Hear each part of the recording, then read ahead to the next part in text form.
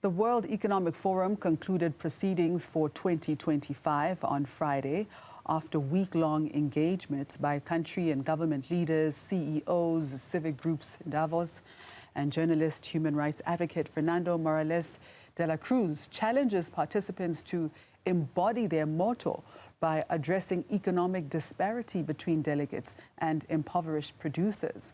Now, the example was made of how only 10 cents from the price of a cup of coffee at Davos could eliminate hunger and child labor and protect the rural communities that produce these commodities, developing nations.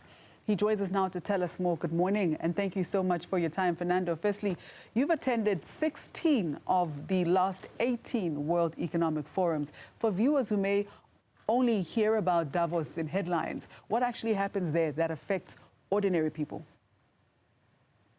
Good morning. Thank you for inviting me. It's important that you know that when I say in Davos, I don't mean inside the World Economic Forum, because people like me who are critical are not inside, but we are invited to many events and we are able to interact with the WEF participants, which is the most important thing.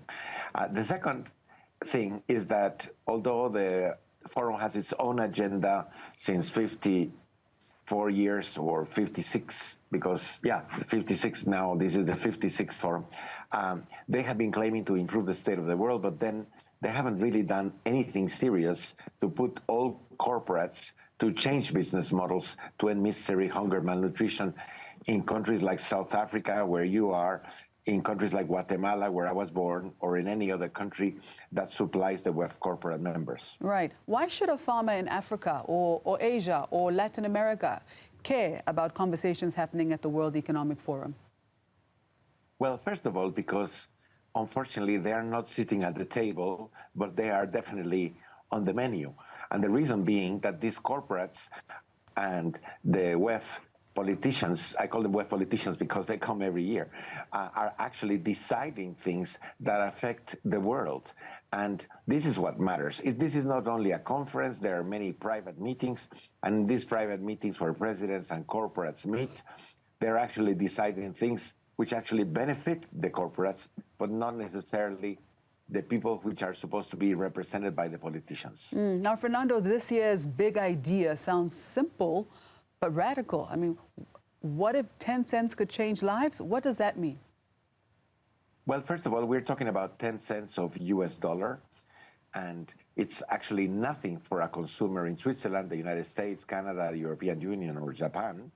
But when you bring it back to Darjeeling in India, where they produce the tea, or to the places where they produce rooibos tea in South Africa, it's actually multiplying the price paid to the producer, and it could multiply the wages paid to the workers. And this is how we need to improve the state of the world with new business models. I use tea, coffee, and cocoa because it's very easy to talk about something that every one of us consumes, either coffee, tea, or cocoa. But also, we could do the same with fashion. If we added $1 to every garment produced and sold, of course, this dollar is paid by the consumer. But if we bring this money back to the regions where they produce the cotton or the places where they are actually manufacturing the garments, we again could multiply the wages of the workers and change their lives. So what I'm proposing to corporates and to investors is that we sit down and propose new business models for every industry so we can actually eradicate poverty, end child labor, and promote prosperity worldwide. And how would you say this conversation applies specifically to Africa? Well, first of all, the main trading partner of Africa is the European Union. But the European Union is also the main financial beneficiary of child labor and poverty in Africa today. And that is because the European Union buys products in Africa for a fraction of what they're worth.